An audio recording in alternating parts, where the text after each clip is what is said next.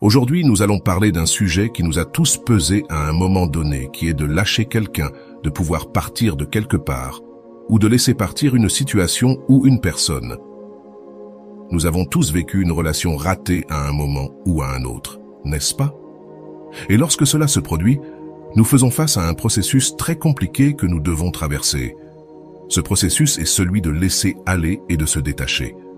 Lâcher prise est difficile parce que, peu importe combien tu veux aller de l'avant dans ta tête, ton cœur reste là, piégé dans cet endroit ou avec cette personne.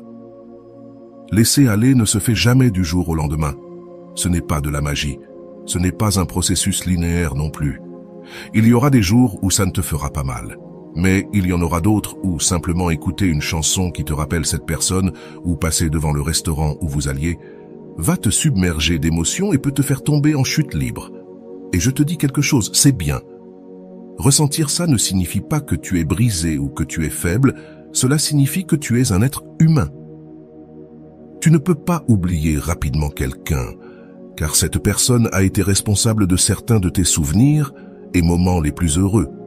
Du moins, tu ne pourras pas l'oublier en un clin d'œil. Je veux que tu sois clair là-dessus, cela prend du temps. Et je vais t'expliquer pourquoi, pour que, lorsque tu le comprendras, tu puisses naviguer plus facilement à travers ce processus de détachement, sans avoir à en souffrir autant. Avant de commencer, je te serais reconnaissant si tu pouvais liker la vidéo, cela m'aiderait à continuer de diffuser cette philosophie. Si tu n'es pas encore abonné, je te recommande de t'abonner et d'activer la cloche pour ne manquer aucune vidéo. D'accord. La première chose que je veux que tu saches, c'est pourquoi ça te semble si difficile à l'intérieur de toi que cette personne ne soit plus dans ta vie, et pourquoi c'est si difficile de la laisser partir. Eh bien, l'attachement est un processus biologique qui va au-delà de notre contrôle conscient. C'est quelque chose qui se produit naturellement, sans que nous en soyons pleinement conscients. C'est une habitude que nous acquérons d'abord par décision, par cohabitation et par des émotions très fortes. Mais aucune de ces trois choses n'est faite de manière 100% consciente. Je vais t'expliquer plus simplement. Quand tu rencontres quelqu'un, tu ne ressens pas immédiatement de l'amour, n'est-ce pas? Peut-être que tu l'apprécies, peut-être que ça se passe bien, peut-être que tu ressens un moment doux, mais tu ne l'aimes pas. Tu ne l'aimes pas tant que tu ne passes pas beaucoup de temps avec cette personne et que tu ne commences pas à associer des émotions très fortes et très intenses à cette personne. C'est-à-dire que tu commences à la relier à la tendresse par ces petites attentions, au plaisir par le sexe que vous avez ou les baisers ou les câlins, ou tu la relies à la sécurité lorsqu'elle ouvre la porte pour toi, paie l'addition ou te protège. Tu la relies à quelque chose de familier lorsqu'elle entre dans ton cercle d'amis ou dans ta famille. Et ainsi, peu à peu, à travers la cohabitation et ces émotions dont je parle, qui génèrent beaucoup de molécules de bonheur dans ton corps, tu en viens à conclure que tu aimes cette personne. Quand, en réalité, ce que tu aimes, c'est comment tu te sens avec cette personne. Mais on va y revenir. Une fois que tu te déclares amoureux ou amoureuse, c'est parce que ton cerveau a déjà généré, après un certain temps, des connexions neuronales et des relations qui enregistrent cette personne comme quelqu'un de familier, comme quelqu'un d'agréable pour ta vie, comme quelqu'un de protecteur, et tout ce que je t'ai déjà mentionné. Pour ton cerveau, voir cette personne ou être avec elle est aussi agréable, voire plus, que de manger un chocolat, de prendre de la cocaïne ou de faire du shopping, mais de façon beaucoup plus soutenue. Cela dit, le problème du détachement commence lorsque ta relation se termine. Cette personne n'est plus là, et ton cerveau commence à avoir besoin, je souligne besoin, de cette personne pour se stimuler de la manière dont il le faisait lorsqu'elle était proche, et de sécréter toutes les hormones de bonheur qu'elle sécrétait, comme l'ocytocine et la dopamine, entre autres. En d'autres termes, ton cerveau est devenu dépendant d'une personne, comme il le deviendrait des chocolats, des achats ou des drogues. Mais comme cette personne n'est plus là, tu entames une bataille entre ton cerveau inconscient, qui te demande de ramener cette personne, et ton cerveau conscient, qui sait que cette personne n'est pas pour toi et qu'elle n'est plus avec toi. Je vais te l'expliquer encore plus simplement et moins scientifiquement. Ton cerveau s'est habitué à cette personne. Tu as créé une habitude mentale à laquelle tu es devenu accro par la façon dont tu te sentais, ainsi que les accros à l'exercice. Tu es devenu accro aux hormones de bonheur que tu sécrétais grâce aux stimuli de cette personne et non tant à la personne elle-même. Voilà, J'espère avoir été clair car je l'ai simplifié de la manière la plus simple possible.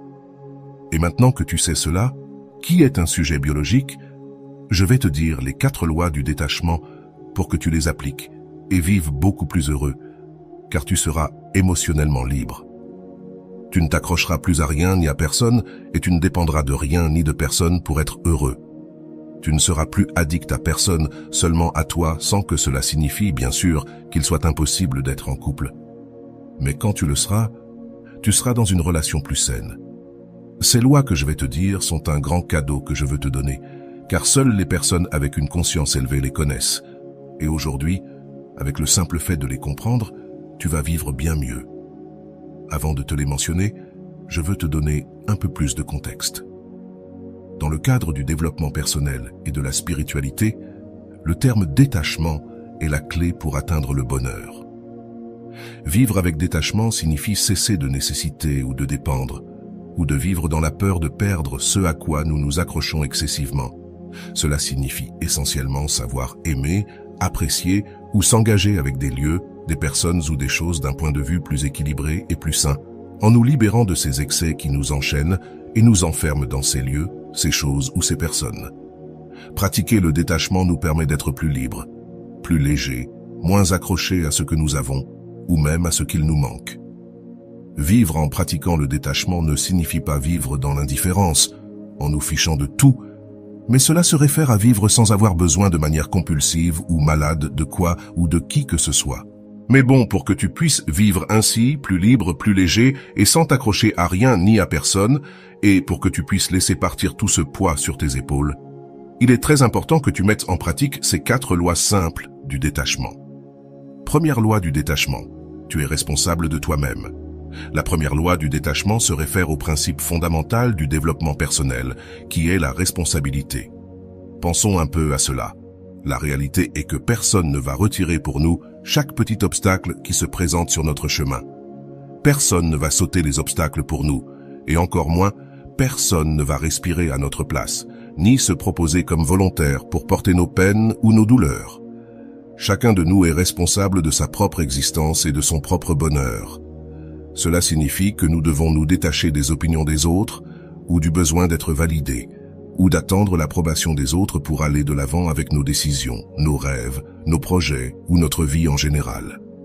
Nous sommes des êtres libres, et l'objectif est de créer le destin que nous estimons bon pour nous, et non pour quelqu'un d'autre. Personne ne va construire ta vie pour toi. Personne ne va construire ton bonheur pour toi. Tu es la seule personne responsable et tu ne dois pas avoir besoin de quelqu'un d'autre pour cela.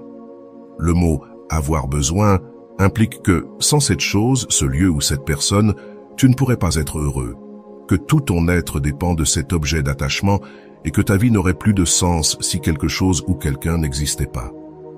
C'est ça, avoir besoin. Nous avons besoin d'oxygène, d'eau et de nourriture pour vivre, c'est vrai, mais au-delà de cela, je ne crois pas que ce soit autant nécessaire. S'accrocher à quelque chose ou à quelqu'un et en avoir besoin est extrêmement nuisible à notre santé mentale, car quoi que ce soit que nous voulions dans nos vies aujourd'hui, il est très probable que cela puisse disparaître demain. Dans nos vies futures, rien n'est permanent. Et lorsque tu penses le contraire, ce que tu vas générer, c'est une grande souffrance. Je répète, avoir besoin de quelque chose ou de quelqu'un, c'est penser que si tu ne l'as pas, ta vie sera perdue, ou que si tu la perds, tu deviendras une personne malchanceuse ou malheureuse. Ces idées sont très peu réalistes, car la vérité est que personne ne meurt de perdre quelque chose ou quelqu'un. Cependant, avant de comprendre cela et de prendre conscience de ce que je suis en train de te dire, les gens et toi qui m'écoutes, nous traversons beaucoup d'anxiété et de tristesse en essayant de toutes nos forces d'obtenir ce dont nous pensons avoir besoin. C'est plus, même quand nous l'avons encore, nous faisons tout notre possible pour ne pas le perdre. Et cela aussi nous génère de l'anxiété, surtout dans les relations amoureuses. De manière claire, ce que je te dis, le romantisme exagéré nous a appris tout au long de la vie que l'amour implique souffrance, effort, sacrifice, n'est-ce pas? Faux. Il a même normalisé la jalousie en diffusant des idées stupides comme « si tu ne me jalouses pas, tu ne m'aimes pas ». Car s'il n'y a pas de jalousie, il n'y a pas d'amour. Enregistre ceci, désirer te rend libre, mais avoir besoin de te fait esclave. Quand tu crois avoir besoin de ton partenaire, automatiquement tu ne fais pas le choix d'être avec une personne librement, dans l'abondance, mais sur la base d'un manque personnel. Cela reflète que tu as peur de la solitude ou que tu as une faible estime de toi. Peut-être que tu penses qu'il est mieux d'avoir quelqu'un de plus fort et plus capable que toi pour te protéger. Ou peut-être que tu t'es accroché à cette personne parce que ta vie est plutôt ennuyeuse ou vide, et tu penses que c'est la seule chose qui te reste pour ajouter du goût et de la couleur à ta vie. Quel que soit le motif, la question est que tu fais de toi-même un esclave de tes propres vides mentaux et de tes insécurités. Tu n'as pas décidé d'être avec cette personne parce qu'elle t'élève ou parce qu'elle rend ta vie plus agréable que lorsque tu étais seul. Tu as pris cette décision parce que tu crois qu'il n'y a plus de monde sans elle. Et c'est une erreur. Tu l'as choisie comme on choisit une prothèse pour que quelque chose d'incomplet soit complété, ou comme celui qui met un patch sur un pneu dégonflé. Cependant, tout le contraire se passe quand, au lieu d'avoir besoin, tu désires ou préfères être avec quelqu'un. Lorsque tu désires, mais n'as pas besoin, tu fais un choix basé sur ton projet de bonheur et de bien-être personnel. Tu veux cette personne parce que ta vie avec elle se potentialise, ou parce que vous avez une vision commune, ou parce que vous partagez des intérêts et que vous allez être une équipe solide tout au long de vos vies et de vos chemins. Lorsque tu as besoin de quelqu'un, tu apportes dans la relation des insécurités, de la peur et du désespoir. Mais lorsque tu préfères ou désires quelqu'un, tu es en paix, profitant du présent que tu partages avec cette personne. Lorsque tu as besoin d'un partenaire, tu es victime de pensées comme « je vais finir seul »,« personne ne m'aime »,« je n'ai pas de chance en amour »,« il y a quelque chose de mal en moi ». Mais lorsque tu préfères un partenaire, tu prends une décision et fais un choix librement, sans rien ni personne qui te presse ou t'influence. Quand tu choisis d'aimer en toute liberté et que tu te libères enfin de toutes ces chaînes, cages et fantômes qui te guidaient de manière erronée, tu découvres une nouvelle façon d'être en couple. C'est ça l'amour réel, c'est l'amour authentique, pas l'amour névrotique, fou, impulsif et viscéral qu'on nous raconte dans les films. Ce ne sont que des fantasmes romantiques qui, plus que l'amour, conduisent la relation tout droit à l'échec. Lorsque tu cesses d'avoir besoin d'avoir un partenaire, et encore plus d'un en particulier, tu découvres que la sensation de jalousie n'existe plus dans ta vie, car tu n'es tout simplement plus jaloux. Tu n'as plus peur de perdre quelque chose ou quelqu'un. Tu désires, mais tu n'as pas besoin. Bien sûr, attention, il est probable que ça te fasse mal si tu perds cette personne, c'est évident, mais ce ne sera plus un océan de larmes et une souffrance interminable, car tu seras consciente que ton bonheur ne dépend pas de ton partenaire et que la vie continuera de t'offrir des opportunités si cette personne n'est plus là. Évidemment, cela fait que la relation fonctionne bien mieux que lorsqu'il y a de la jalousie, et cela aide les deux à être beaucoup plus fidèles. Lorsque tu ne ressens plus de besoin, tu cesses d'être dépendante de ton partenaire, car tu ne penses plus qu'il te faut quelqu'un de meilleur que toi, ou de plus fort que toi, ou de plus capable que toi. Tu sais que tu peux te débrouiller toute seule dans ce monde sans avoir besoin de quelqu'un pour te sauver de ta propre vie. Et sans l'amour de quelqu'un de spécifique, tu peux être attiré par quelqu'un et désirer que cette personne te soutienne et te montre des gestes d'amour et d'affection, mais si ce partenaire n'existe pas dans ta vie, tu seras tranquille, car il y a les amis, la famille, le travail, les loisirs, et bien d'autres choses que tu peux ajouter à ta liste, qui sont à toi, et rien qu'à toi. Ironiquement, lorsque tu cesses d'avoir besoin de ton partenaire, ta vie de couple coule bien mieux. Tu deviens plus attractive pour les relations. Presque rien n'est un gros problème. Bien sûr, il est normal qu'il y ait des adversités et des obstacles, mais maintenant la solution au problème se fait en équipe. Vous ne discuterez plus de savoir qui a raison, simplement pour l'ego de chacun, car vous n'aurez plus un ego aussi grand pour que cela devienne un sujet digne de se battre. Vous regarderez ensemble dans la même direction, et vous souhaiterez partager votre vie ensemble. Mais si ce n'est pas le cas, c'est parce que malheureusement, l'amour ne peut pas tout. Le monde va toujours suivre son cours, et chacun pourra mener une vie complètement heureuse, que ce soit en étant célibataire ou avec une autre personne. Aujourd'hui, je veux te rappeler que tu ne dois pas mettre ton propre bonheur entre les mains des autres. Ton bonheur t'appartient, il ne vient pas de ton partenaire, de ta famille ou de ton patron. Il t'appartient, et si tu le confies aux autres, il ne sera plus le tien. Ne conçois pas l'idée que, pour être heureux dans cette vie, il est important et essentiel de trouver un partenaire qui t'aime. Il n'est pas non plus nécessaire d'avoir toujours la reconnaissance de ta famille. La solitude est parfois la meilleure compagnie pour construire notre autoréalisation, pour conquérir notre monde.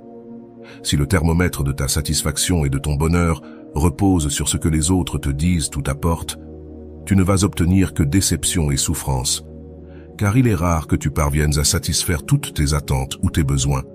Cultive ton propre bonheur, assume-le, sois une personne mûre et prends conscience de tes choix et de leurs conséquences. Décide et choisis pour toi et ne laisse jamais ton bien-être dépendre des avis ou des conseils des autres. La deuxième loi du détachement dit « Vis le présent, accepte et assume ta réalité ». Dans cette vie, rien n'est éternel, rien n'est permanent. Tout est en mouvement et tout change.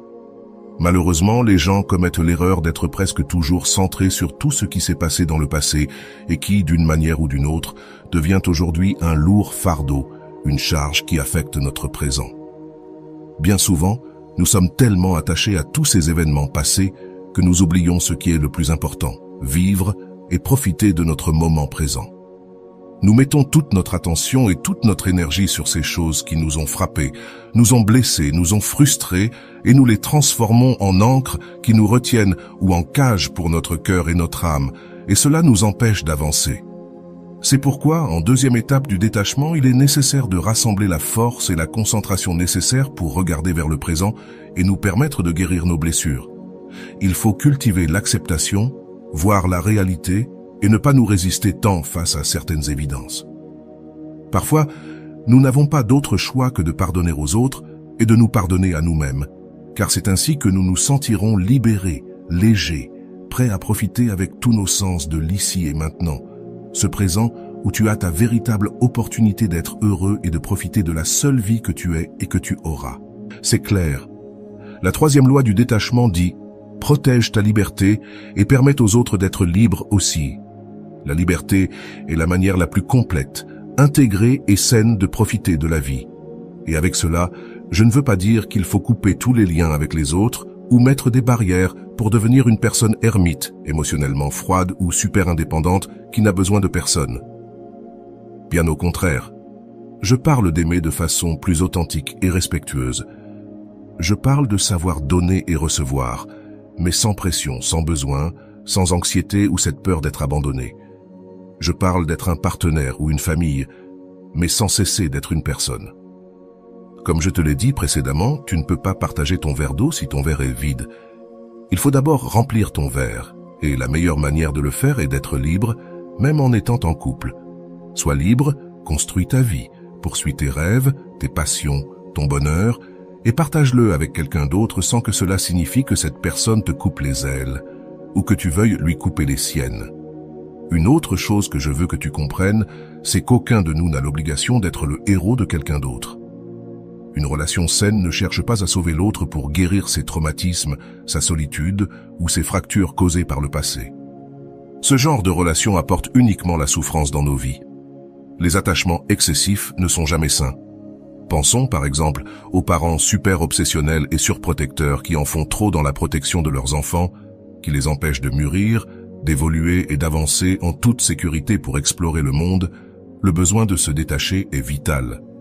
Dans ces cas, ce n'est pas seulement dans le couple, mais là où chacun doit sortir des limites de la zone de confort, qui n'a rien de confortable pour explorer l'inconnu. C'est clair. Je vais aussi parler de la quatrième loi, mais nous avons encore beaucoup à discuter.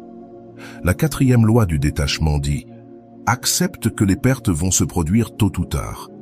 Les bouddhistes, qui forment une philosophie que j'aime beaucoup, ont très présent un concept qui est l'impermanence, et fondamentalement, c'est une idée qui signifie qu'en cette vie, rien ne dure, rien ne peut rester éternellement.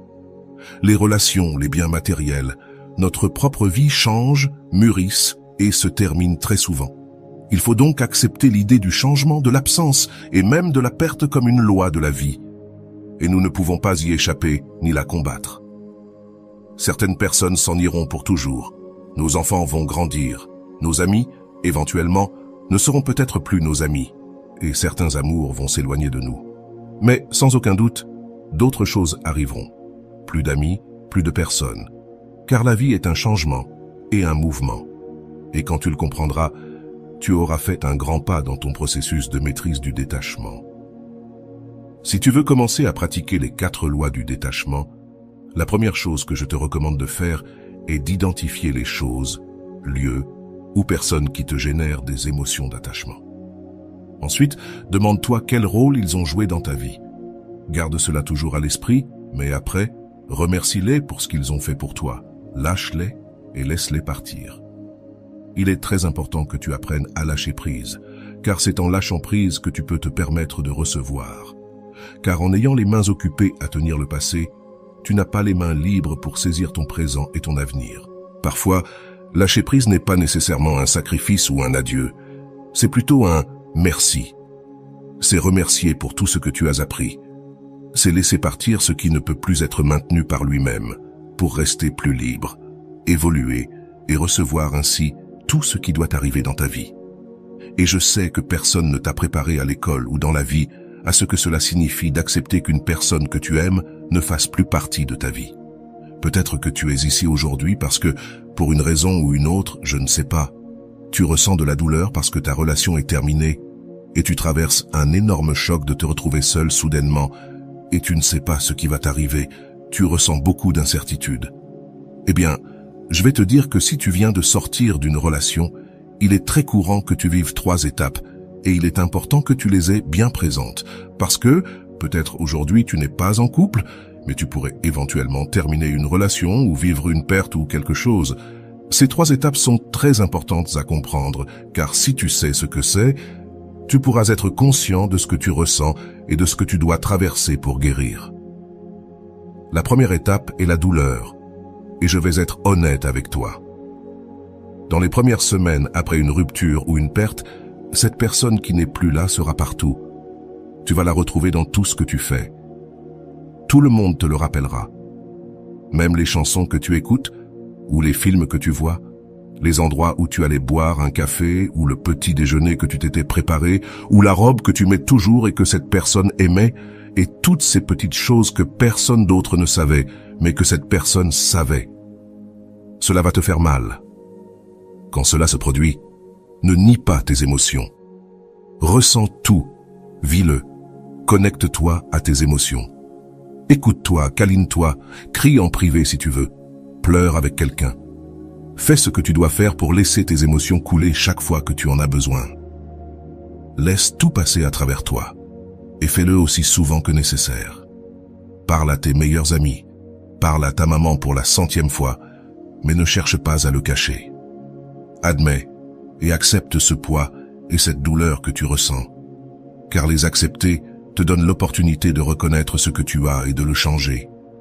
Mais malgré tout, je veux que tu te souviennes toujours que tu n'es pas perdu. La douleur que tu ressens t'aide à changer et à grandir de manière que, peut-être aujourd'hui, tu ne puisses pas comprendre. Mais tu vas le comprendre. Je peux te le garantir, je te le promets. Tu vas survivre à cela et à tout. Je sais que ça fait mal, que c'est inconfortable et frustrant, mais c'est aussi temporaire. Et avec le temps, ça ira mieux. Tu vas survivre à cela et tu vas le surmonter. Peu importe à quel point cela semble lourd en ce moment. La deuxième étape est l'apprentissage. Peu importe à quel point tu veux te convaincre que cette personne et toi étiez faits l'un pour l'autre, ou que la relation était géniale, ou que la vie s'est simplement interposée dans votre chemin, tu dois comprendre qu'il y a une raison pour laquelle cela s'est terminé. Et je sais qu'il est naturel que tu ressentes le besoin de blâmer quelqu'un ou quelque chose pour cela. Tu vas dire des choses comme « Si cette personne ne s'était pas installée là-bas, nous serions encore ensemble » ou « Si j'avais été un peu plus drôle, ou un peu plus adorable, ou un peu moins jaloux, peut-être qu'on serait encore ensemble. » Quelle que soit l'histoire que tu te racontes pour tenter de rationaliser cette rupture, tu dois comprendre que ça n'a pas fonctionné parce que vous n'étiez tout simplement pas compatibles, ou parce que vous n'étiez pas prêt à faire en sorte que ça marche, simplement pour cela. Et cela ne signifie pas que ta relation était mauvaise, ni fausse, ni une perte de temps. C'était ce que c'était, point. Mais parfois, les gens se trouvent dans une phase de leur vie où ils ne peuvent pas s'engager. Parfois, les gens ne sont pas prêts à changer ou à s'améliorer pour quelqu'un, même pour toi. Ou toi, Peut-être, tu n'as pas voulu améliorer ou changer ton avenir pour cette personne. Tu dois comprendre que c'est normal, parce que chacun a des projets, des rêves, des choses à apprendre. Et ils doivent les apprendre seuls, peut-être. Tu ne peux pas te blâmer, ni blâmer cette personne, pour ne pas être préparé, ou pour ne pas être plus compatible. Peut-être que vous vous êtes aimés, mais vous n'avez pas pu apprécier tout ce que vous aviez à offrir. Ou il est possible que toi, tu sois prête à donner beaucoup de toi-même, mais cette personne ne l'est pas. Et si elle n'est pas prête, eh bien, elle n'est pas prête, point. Et tu sais quoi? Peut-être que toi non plus, tu n'es pas prêt. Parce que t'es-tu déjà demandé pourquoi tu te sens attiré par quelqu'un qui ne s'engage pas complètement avec toi? Je pense qu'il y a une raison pour laquelle tu essaies désespérément de faire en sorte que cette personne t'aime. Mais pourquoi? Pourquoi penses-tu que ta vie serait pire sans cette personne? Ou pourquoi crois-tu que tu mérites un amour à moitié? Pourquoi penses-tu que tu ne mérites pas d'engagement? Pourquoi veux-tu être avec quelqu'un qui n'est pas sûr de toi? Maintenant, à cette étape, c'est le moment de découvrir cela. Et cela, justement, peut être un grand apprentissage. Quelle que soit la raison de la fin de ta relation, il y a toujours un apprentissage. Et dans cette deuxième étape, tu vas le voir et tu vas l'apprécier, car cela va faire de toi une meilleure personne pour tes prochaines relations, mais cela va aussi t'aider à mieux filtrer les personnes, et c'est extrêmement précieux. La troisième étape, c'est la guérison. Le fait que ta relation ne se soit pas bien passée ne signifie pas qu'elle n'en valait pas la peine, ni qu'elle ait été une perte de temps. Essayer, vivre et expérimenter n'a jamais été une perte de temps, jamais en vain croire à l'amour, jamais en vain. Les souvenirs que tu trouves aujourd'hui trop lourds à porter, un jour ne pèseront plus sur ton dos, ni n'auront ce goût amer. Ils ne te feront plus mal, car tu comprendras que le temps passé avec cette personne était un cadeau. Tu comprendras que cette relation était destinée à être, mais qu'elle n'était tout simplement pas destinée à durer. Tu finiras par comprendre qu'à certains moments, même les plus belles histoires d'amour prennent fin. Peu importe qu'elles aient duré 3 mois, 3 ans ou 30 ans, à un moment donné, elles vont se terminer. Il y a aussi beaucoup de beauté collatérale dans les fins.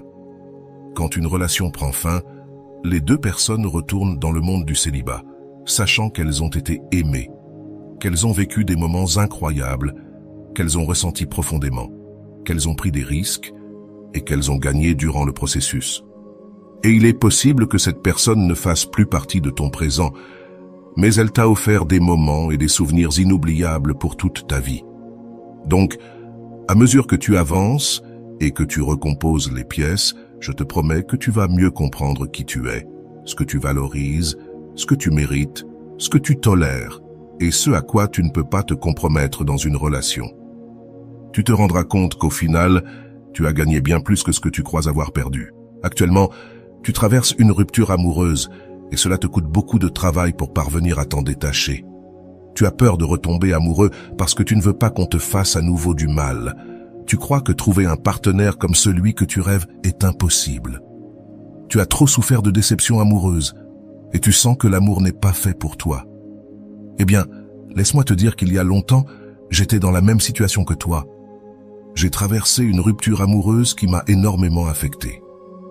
Je suis tombé dans une profonde dépression silencieuse et je voyais la vie en gris. Le détachement a été très difficile pour moi, mais grâce à ce que j'ai appris sur la conduite humaine, les relations, la psychologie positive, les neurosciences, l'intelligence émotionnelle et d'autres choses, j'ai pu sortir de cette dépression. J'ai trouvé les formules, les clés et les réponses pour avoir de meilleures relations. Et aujourd'hui, je profite d'une vie que je n'aurais jamais imaginée avant. J'ai des relations beaucoup plus saines. Je suis devenu beaucoup plus attirant pour les autres et ma vie est bien plus épanouie. Et voilà. J'espère que vous avez trouvé beaucoup de valeur dans cette vidéo. Merci d'être resté jusqu'à la fin de cette vidéo, j'adore quand vous faites ça. Si vous avez bien compris les enseignements de cette vidéo, vous pouvez écrire en commentaire « Je me libère de cette relation ». J'espère vous revoir dans une autre vidéo.